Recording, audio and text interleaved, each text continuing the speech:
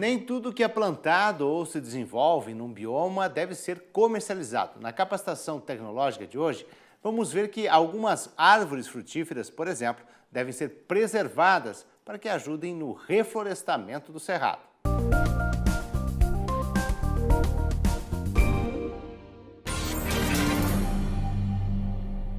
Olá, meu nome é Moacir José Salles Medrado. Nós vamos agora, nesta aula, tratar do fortalecimento da produção florestal não madeirável no bioma cerrado. Um outro aspecto interessante também que a gente tem para colocar com relação a produtos florestais não madeiráveis é o fortalecimento da fruticultura não extrativista. Por que a gente está colocando isso como uma das ideias interessantes? Porque a gente tem visto que muitas vezes o extrativismo sustentável sozinho não comporta a demanda, né? E aí das duas uma, ou se sobreexplora o recurso, ou se perde a oportunidade de desenvolver um comércio dentro daquela espécie, por exemplo, que está sendo demandada. Então não há nada de mal, né? Muito pelo contrário, eu julgo que é interessante, eu não sei se você pensa da mesma forma, mas eu espero que você reflita sobre isso, que a gente possa trabalhar com um sistema casado, onde você tem o extrativismo sustentável apoiado com as espécies domesticadas, né, que também são exploradas ali, no caso, de forma sustentável, mas domesticadas, traduzidas num plantio de fruticultura, que seja também trabalhada essa fruticultura num sistema amigável, num sistema mais soft, num sistema mais adaptado às condições de sustentabilidade do bioma, né? Esses sistemas, então, que eu estou colocando para a gente imaginar e pensar neles, devem ser, não sistemas monoculturais, novamente, de fruticultura do cerrado, mas sim sistemas que passem por uma diversidade de espécies. Ou seja, eu vou casar extrativismo sustentável com uma produção de apoio, né, complementar, através da fruticultura em sistemas de produção sustentáveis. E aí passa um pouco pela necessidade de eu começar a pensar no cerrado em policultivo com espécies nativas. Se você pegar hoje, eu não digo que você entre numa base científica e tal, mas se você entrar no Google, né, como um pobre mortal entra, e você procurar policultivo no cerrado, ou policultivo no Brasil, pasmem, você vai encontrar centenas de informações de policultivo de peixe. Você não encontra quase que nada de policultivo de agricultura. Ou seja, isso é um sinal de que o policultivo, que lá quando a gente remonta a agricultura tradicional, era forte, hoje em dia na agricultura convencional ele quase que some. Então, a gente, para evitar de dizer que o policultivo sumiu, a gente enfatiza um tipo de policultivo que é o sistema agroflorestal. Mas mesmo assim, a gente vê que no bioma cerrado, o sistema agroflorestal, que é um policultivo, também é muito pequeno, né? Ele não tem a ênfase que deveria ter.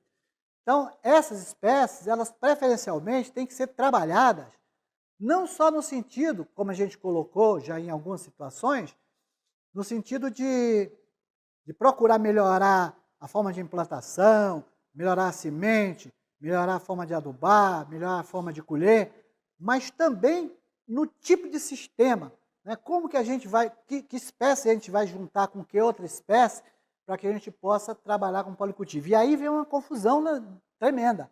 Não é simples fazer isso.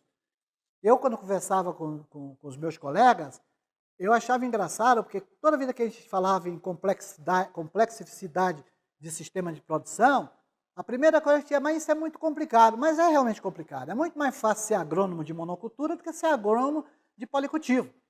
Mas, infelizmente ou felizmente, esse movimento está começando a mudar. E nós temos que, a cada dia, começar a nos prepararmos mais para poder enfrentar, né, esse tipo de dificuldade, que é trabalhar com um sistema mais complexo.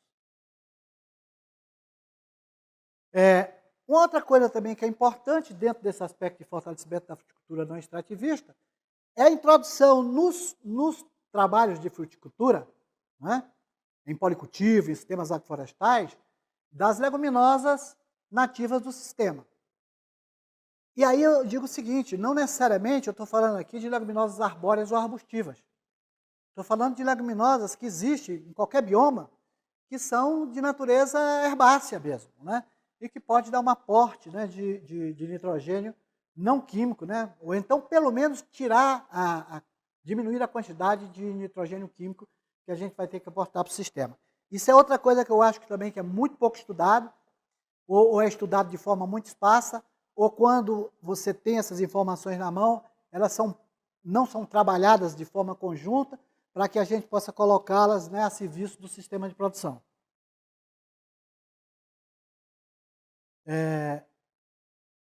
Esse fortalecimento da agricultura não extrativista, né, como complemento do extrativismo, eu já havia colocado, mas é importantíssimo a gente reforçar isso daí, né?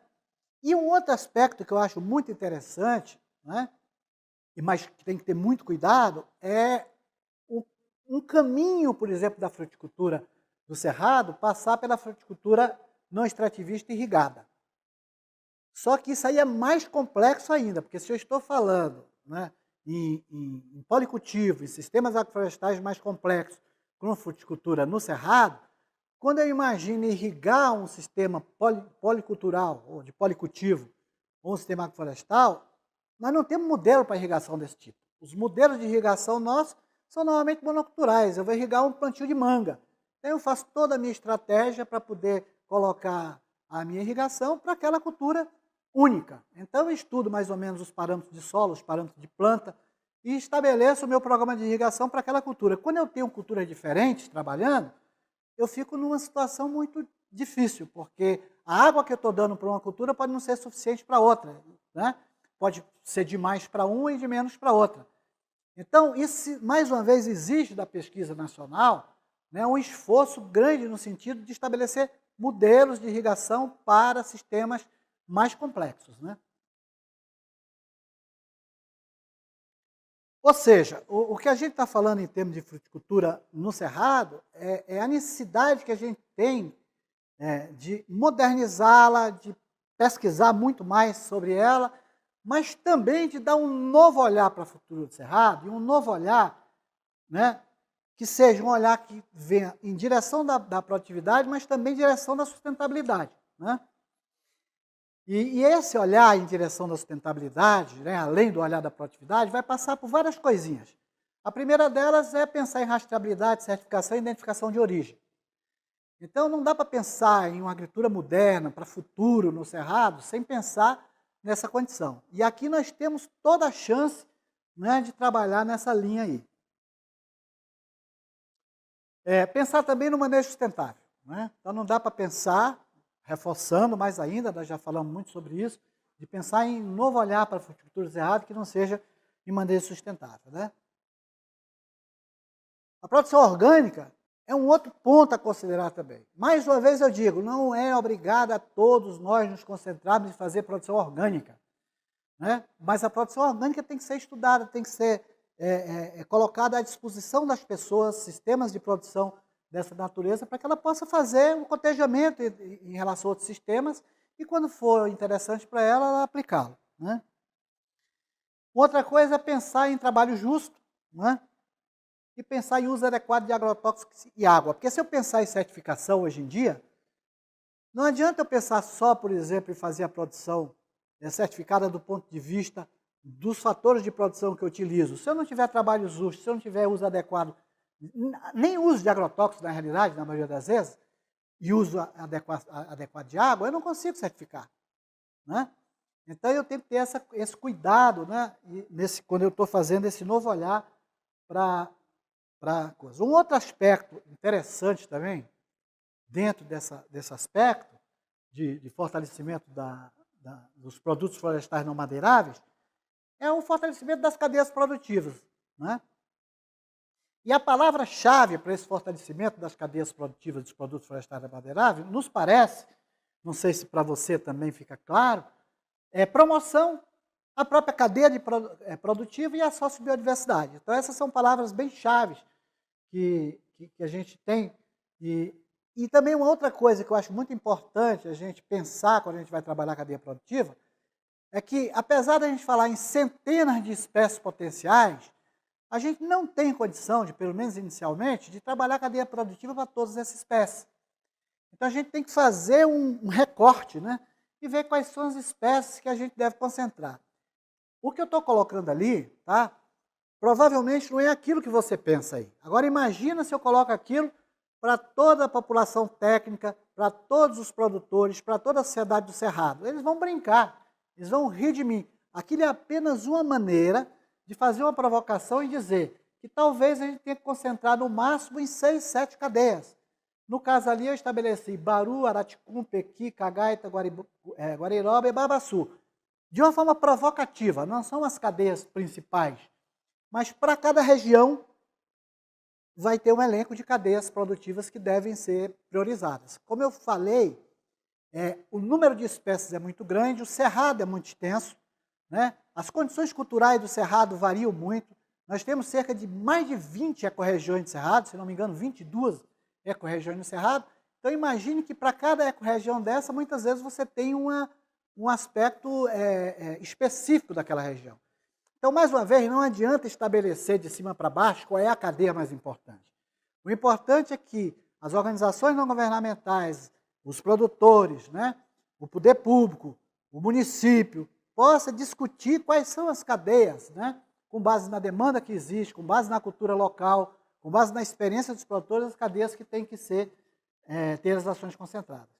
E um outro aspecto também que eu acho que é importante no aspecto de fortalecimento de cadeias produtivas de produtos florestais não madeiráveis no Cerrado, é o que está se costumando, é o que se denominou Centros de Radiadores de Manejo da Agrobiodiversidade, que são os CIMAs, que é uma ideia muito interessante, né?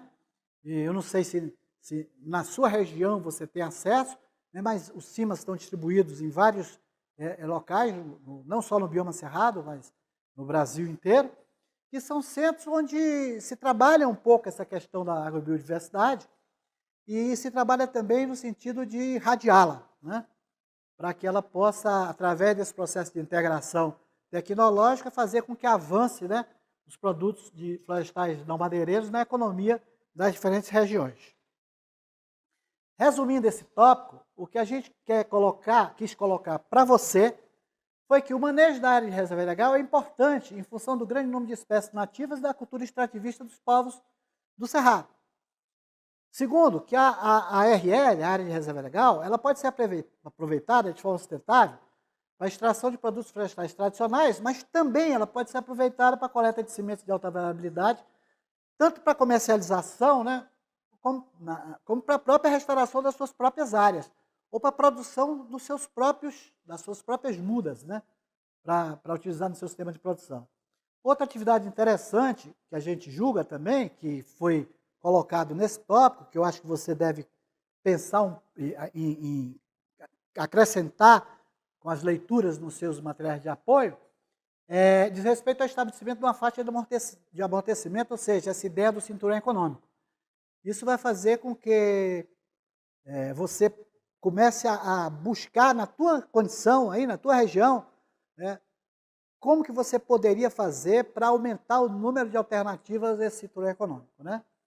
Isso, se você é uma pessoa que tem um pouco de experiência, você vai poder avançar um pouco mais. Se você é uma pessoa que está iniciando, mesmo assim você tem que procurar entender, compreender o que quer dizer esse sistema de cinturão econômico, e à medida que for passando o tempo, você vai ver que você vai começando a explorar suas ideias e vão começando a surgir bastante dessa área, né? E um outro aspecto também que ficou claro no tópico é que a fruticultura não extrativista é uma ótima alternativa, desde que realizada dentro de princípios de sustentabilidade e como complementar ao extrativismo sustentável, né? Na próxima aula, nós vamos tratar do modelo de plantação florestal comercial para o Cerrado. Muito obrigado, até a próxima aula.